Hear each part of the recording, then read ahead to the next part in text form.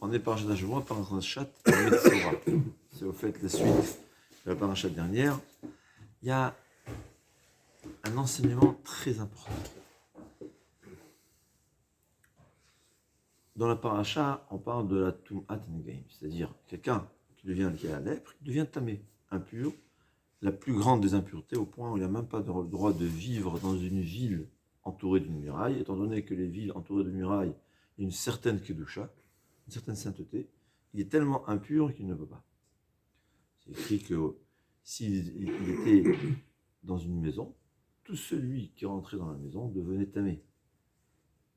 Bon, on ne peut pas s'imaginer la souffrance d'une personne pareille. Il devait être comme un endeuillé.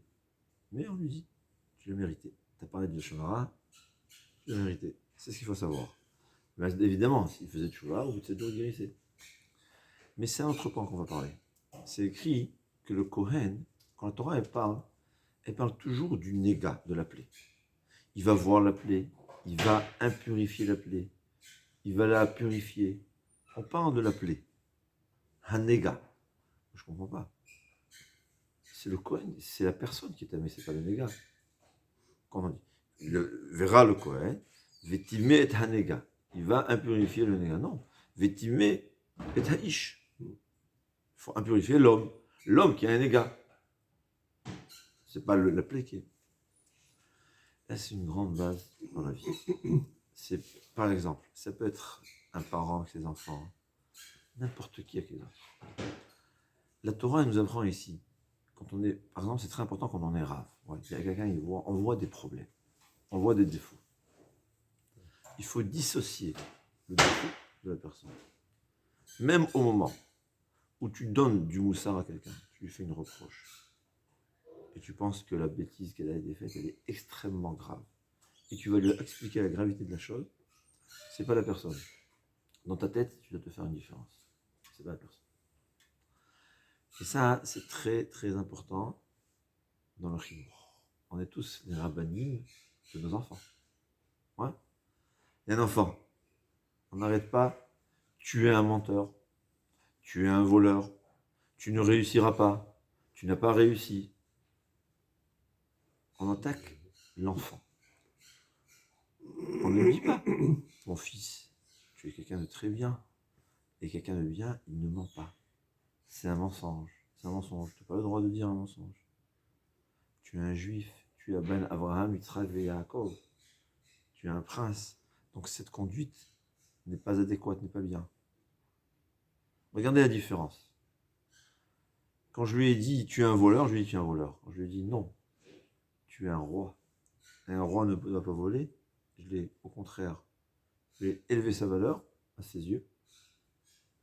Et je lui ai appris que cet acte, c'est pas ce qu'il faut faire.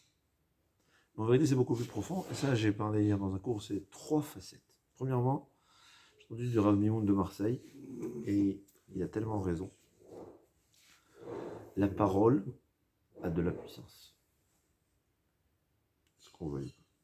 Chaque mot qu'on dit, il crée quelque chose. C'est vrai que parfois, ça ne change qu'un atome, ou qu'une petite cellule parmi les milliards que Hachem nous a créés dedans. Et bien qu'ici, on ne voit pas la différence, même s'il y a 1000 cellules qui vont s'abîmer, il faut savoir qu'en haut, il y a une différence. Il dit, vous savez pourquoi il y a beaucoup d'enfants qui ne réussissent pas, de gens qui ne réussissent pas dans la vie? Parce que leurs parents leur ont dit 1000 à 10 000 ou 100 000 fois dans la vie, tu ne vas pas réussir. Paresseux, si tu continues comme ça, tu ne vas pas réussir. Hein. Tu dois changer, tu ne vas pas réussir, tu ne vas pas réussir, tu ne vas pas réussir. Chaque fois qu'elle a dit tu ne vas pas réussir, il y a une goutte d'encre qui est marquée en haut, jusqu'à quand faut, c'est écrit en gros, tu ne vas pas réussir. Le pauvre, il ne comprend pas, il n'a pas de siyad al-ishmael, il n'y arrive pas, ça ne marche pas. Et c'est qui les responsables? Ses parents, dans une bonne volonté. Ouais, c'est une très bonne volonté. Mais même avec une bonne volonté, quand je prends un couteau et je provoque une plaie à mon fils, ça peut être une bonne volonté, mais la plaie, elle est là. Deuxièmement, la Mishnah Pirkei Avot nous dit Al tiyeh racha bifnei atzmecha. En fait, ce que je vous ai dit, c'est une Mishnah. La Mishnah, elle dit un homme, même vis-à-vis de soi-même, il a fait des grosses bêtises et il va faire tchouva. Il ne doit pas se considérer comme un rachat. j'ai fait une erreur, la Torah, c'est très grave, je vais faire teshuva. Mais moi, je ne suis pas un rachat. Le Rambam le dit. Le Rambam dit un homme doit voir comme si lui, il était Benoni. C'est quoi Benoni? Ni tzaddik, ni rachat. Il est exactement autant de mitzvot que de averot. Et dit le Rambam, tu fais une mitzvah, t'as balancé, t'as fait la balance, comment on dit, t'as fait pencher la balance vers le bien. Une avéra, t'as fait pencher la balance vers le mal. Et le monde aussi, il dit. Un homme, il a fait une avéra, il doit savoir une mitzvah, il doit savoir, il a fait pencher le monde. Un homme, il a fauté, une seconde après, le Rambam, il revient. Je ne suis pas rachat. J'ai mal agi, j'ai fait une mauvaise action, il faut que je change. Et il explique, mais Farshim, pourquoi. Très intéressant. Un homme, dans sa psychologie, il ne sera jamais capable d'accomplir, de faire quelque chose qu'il pense qu'il n'est pas du niveau. Qui n'est pas à ce niveau de le faire. Le mal, ouais. Quelqu'un qui pense que selon son niveau, il n'est pas capable d'être Mechalel Shabbat, il ne sera pas Mechalel Shabbat. Pourquoi pas? Avant d'être Mechalel Shabbat, le Yetzer Hara, dans sa tête, il a déjà tourné la tête, il lui a dit, toi, tu n'es pas capable de garder Shabbat. Toi, tu n'es pas au niveau de garder Shabbat. C'est comme ça. Quand quelqu'un il se prend pour un rachat, il se permettra de faire des bêtises qui sont au niveau de ce qu'il imagine qu'il est, de ce qu'il s'imagine qu'il est. Et dans l'éducation, on voit ça. Beaucoup d'enfants, la seule raison pour laquelle ils font leurs bêtises, c'est parce que ils sont nés avec une nature que Hachem les a créés comme ça, c'est pas de leur faute. Ils commencent à faire des bêtises, et on n'arrête pas de leur dire arrête de faire, arrête. Ils n'arrêtent pas d'entendre des mauvais mots, des mauvaises paroles. Ils n'arrêtent pas d'entendre. Ils se sont convaincus, on a réussi à les convaincre qu'ils sont mauvais. Alors pourquoi changer? Pourquoi changer? Pourquoi je veux faire bien ma tefila maintenant? De toute façon, je suis mauvais. Combien d'histoires que des enfants ont changé en une seconde? Comment? Une fois, ils ont vu qu'il y avait un maître, ou un rave, ou un professeur, qui le regardait, les gens bien, qui croyaient qu'il était bon. Lui, il pense que je suis bien, et bien il se transforme. La plus belle histoire que je me souviens maintenant, c'est d'un enfant, un Bachor Yeshiva, qui renvoyait de toutes les yeshivot des États-Unis. Son père, pas le choix, on va l'envoyer en Eretz. Évidemment, c'est pas la yeshiva qui va changer. L'enfant continue à faire ses bêtises. Alors le Rosh Yeshiva, il décide d'appeler son père. Il appelle son père. Le père, il lève le téléphone. Qu'est-ce qu'il a fait encore? Quelle bêtise encore? C'est classique. Classique. Ouais. Et là, le rave, il a mis un déclic. Il dit, ah non, je t'appelle pas pour te dire qu'il est au contraire. Je suis venu juste te téléphoner pour te dire combien ton fils il est magnifique. Il s'est amélioré. Tu ne veux pas t'imaginer, tu ne le reconnais plus. Et l'enfant qui entend ça, il a entendu ça, il est devenu bien. Ouais, c'est comme ça. C'est ça. Et c'est tellement vrai. Combien d'élèves ont changé parce qu'ils sont arrivés devant un professeur, qui ont vu qu'un professeur naïf, qui les a pris pour quelqu'un de bien. Un homme, et il faut savoir, la parole qu'on dit à l'enfant. La parole, d'après, d'ailleurs, je crois que dans Rabbi Nachman de Breslev dit que ce qu'on dit, ça alimente. Tu dis du bien de quelqu'un, tu alimentes son bon côté. Quand quelqu'un il est mauvais, il a un bon point, quelque chose. Dans les caves zéchot, tu alimentes son bon point. Et l'inverse. C'est d'ailleurs la raison pour laquelle je pense que le Maasé, le Chafetz Chaim, il a dit qu'on n'a pas le droit de dire du Lachon Hara de soi-même. C'est connu que le Chafetz Chaim, au début, il pensait que c'était comme ça on dit. Je ne me rappelle pas d'avoir vraiment vérifié, mais comme ça, je me rappelle avoir lu apparemment de sources sûres que le Chafetz Chaim, à l'origine, il pensait qu'on avait le droit de dire du Lachon Hara de soi-même. Et une fois, il est monté dans un carrosse. Le carrossier lui dit d'où tu viens? De la ville de Radin. Il dit ah, Radin, il y a un grand sadique. Le Chafetz Chaim, t'as entendu parler de lui? Qu'est-ce que c'est? Le Chafetz Chaim dit mais non, moi je le connais très bien. Évidemment, il le connaît bien. Les gens ils croient que c'est un sadique. Ah bon? Eh bien, le fouet, il a été utilisé pour fouetter le Chafetz Chaim, mais pas le cheval. il a reçu des coups. Et là, il a vu ça en tant que remèze, signe de ciel, qu'il ne faut pas parler du lachon hara même de soi-même.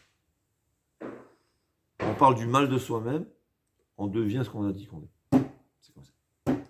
On a alimenté. C'est pas moi. Des fois, j'ai besoin de penser, j'ai besoin de dire du mal. Mais vera'ahu hanega, vera'a et hanega. Je vois le néga, je vois la plaie, je vois le défaut.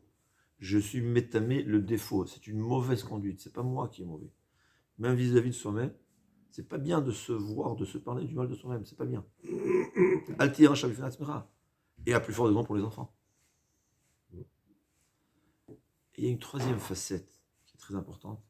Mais là, c'est déjà en vérité, c'est un cours. On est à 10 minutes, donc on peut un peu avancer. C'est un cours entier à parler. C'est possible qu'il y avait d'autres façons d'éduquer. C'est possible. À mon avis, il y a la façon par la yira, par la crainte, par le kavod, par le respect, mais il y a par la ahava. On est dans une génération où la seule façon d'éduquer, c'est par la ahava. On ne sait pas ce que c'est la crainte. On ne sait pas ce que c'est le respect. Nous-mêmes, je ne sais pas si on se respecte soi-même. Ouais. Quand quelqu'un est capable de s'habiller avec un manque de tzniut, c'est qu'il ne se respecte pas. On ne peut pas exiger du respect si on ne se respecte pas soi. On ne se respecte pas soi-même. Quelqu'un qui est capable de faire une escroquerie, il ne se respecte pas. On n'a pas de respect. Le Vassalé, une fois qu'il est arrivé, le Baba Salé, une fois, 2 mois après qu'il est arrivé en Eretz, il a rassemblé tous ses enfants et petits-enfants. Comme ça, j'ai vu de quelqu'un, un Tamit Raham, qui témoigne. Il leur a dit, ici, ce n'est pas le Maroc. Au Maroc, l'enfant, il faisait des bêtises, on utilisait le fouet. Il recevait des coups, 3 jours, il ne pouvait pas s'asseoir. Et qu'est-ce qu'il faisait? Il n'a pas le choix, il va revenir dans le bon chemin. Ici, en Eretz, tu lui donnes un coup. Il a beaucoup d'endroits où aller. Là-bas, il disait, il va aller. Chez qui il va aller? Chez les Arabes. Ça, il disait. Ça, il leur a dit. Mais ici, on est dans une génération où c'est l'amour ou le lien. Ravol Bey dit, chaque coup qu'on donne à ses enfants aujourd'hui, on va le regretter. Ah, c'est écrit dans le passeau Crosser sur son événement. Si on a le temps, on va expliquer. Aujourd'hui, on est un lien. Chaque parole qu'on dit à un enfant, premièrement, il faut savoir, chaque fois qu'on d'abord, on s'énerve. La colère, c'est quelque chose qui est faux. Tous les chachamim nous enseignent que même dans le chinour, même envers ses enfants, on n'a pas le droit de se mettre en colère. Quand on se met en colère, on perd la tête. Et au fait, pourquoi on n'arrête pas? On le crie. Il a fait une bêtise. On lui crie dessus. Qu'est-ce qu'on a fait? On s'est mis en colère, ce qui n'est pas bien. On a peut-être, que ça a servi, que la prochaine fois, il ne va pas le faire. Mais vous savez ce qu'on a fait? On a abîmé la connexion entre nous et notre enfant. On l'a abîmé. Et le problème dans le chinour, alors c'est vrai qu'il faut savoir limiter. Il faut limiter. Mais le chinour, j'appelle ça un transfert de nos valeurs. Pour moi, c'est important que le Shabbat, je veux que mon fils, pour lui, le Shabbat soit important. Alors je peux lui crier à chaque fois qu'il fait une bêtise, ou bien la tfila, par exemple. Je veux que mon fils, ce soit important la tfila. Ah, pendant la tfila, il parle, je lui crie. Qu'est-ce qu'il a fait? Il n'a pas compris. Je l'ai éloigné de moi. Et qu'est-ce qu'il a gagné? C'est pas comme ça qu'il va comprendre l'importance de la tfila. Comment il va comprendre l'importance de la tfila? Quand il me voit faire la tfila convenablement. Quand la tfila, c'est un moment agréable avec son père. Quand la tfila, c'est pas le pire de moment où son père, il lui fait 3, 4, 5, 6, 7, 8 remarques. Il n'a rien gagné. Je lui ai crié. Chaque parole qui vexe son fils, elle a provoqué un éloignement. Un éloignement qui est contraire totalement au chinour. Alors je ne sais pas ce que je lui ai dit, mais l'enseignement que je lui ai dit, il y aura moins de chances qu'il passe quand je m'énerve que quand je lui parle avec calme, avec amour. Parce que je l'aime, mon fils. Mais quand je suis en colère, il m'énerve. C'est quoi, il m'énerve? On a dit quelqu'un qui s'énerve, c'est rien n'est devant lui. Ça ne vaut pas, en fait. L'homme qui s'énerve contre quelque chose, c'est il dit quand on s'énerve. C'est à savoir, quand on s'énerve contre quelqu'un, on lui crie, on lui dit tu vaux rien. C'est ce que ça veut dire. Psychologiquement, c'est ce que cela veut dire et c'est ce que l'autre ressent. Donc, qu'est-ce que j'ai gagné? C'est-à-dire, il faut savoir, dans l'éducation, le plus important, c'est le lien entre l'enfant et le père. On voit, alors encore quand c'est un des enfants, on peut ensuite les forcer à rester sous notre tutelle. Mais regardez, les gens de 15 ans, c'est la guerre entre le père et le fils. C'est une éducation. C'est l'inverse de l'éducation. Tu veux éduquer ton fils, même s'il fait la pire des bêtises.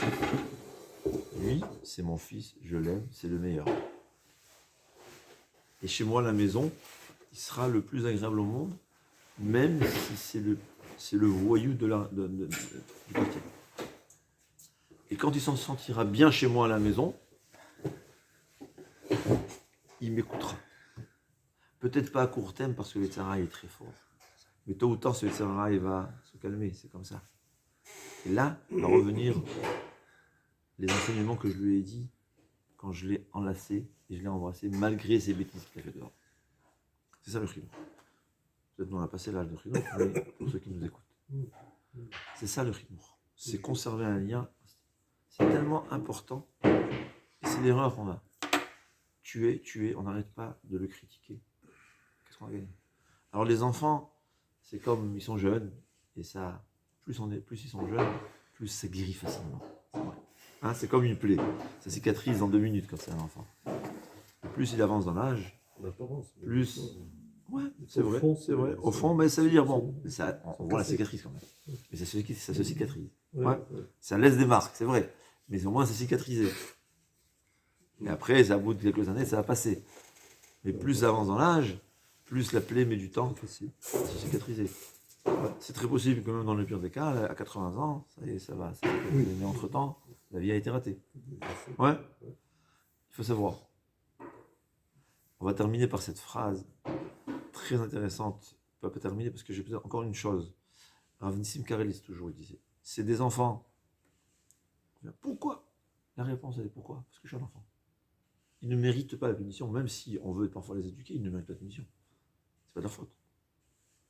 C'est comme un arbre qui pousse tordu. Je peux lui reprocher quelque chose? Non. Je vais essayer de le redresser, ça va mettre 3 mois ou 3 ans. Ouais, petit à petit, jusqu'à qu'il va redresser. C'est ça l'éducation. Disait Rav Leib Chasman. Rav Leib Chasman, c'était le Mashgiach dans Chevron. Chevron, c'était la yeshiva à Chevron. Il y avait à Chevron jusqu'à 1933, où il y a eu les pogroms. Il était très, on dit takif dans cette drachote. Très virulent, il parlait toujours très dur, digne, il faut. Et vers la fin de sa vie, il a commencé à parler doux, gentil. On lui a demandé, mais qu'est-ce qui s'est passé? Il leur a dit, dans le monde physique, Hachem il a fait. Plus le matériau que tu veux briser, casser est dur, plus le marteau que tu utilises doit être dur. Ouais. Le diamant, pour le casser, c'est très difficile. Pourquoi? Parce que c'est la matière la plus dure. Ouais. Le cœur, c'est l'inverse. Plus il est dur, plus le marteau doit être doux pour le briser. Un cœur tendre, tu peux lui dire des paroles dures. Au contraire, il va accepter, il va s'améliorer.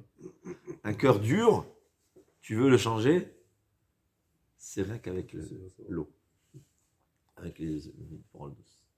Ça, il disait Rav Steinman. Rav Leib Chasman. Rav Kanevski, j'ai vu.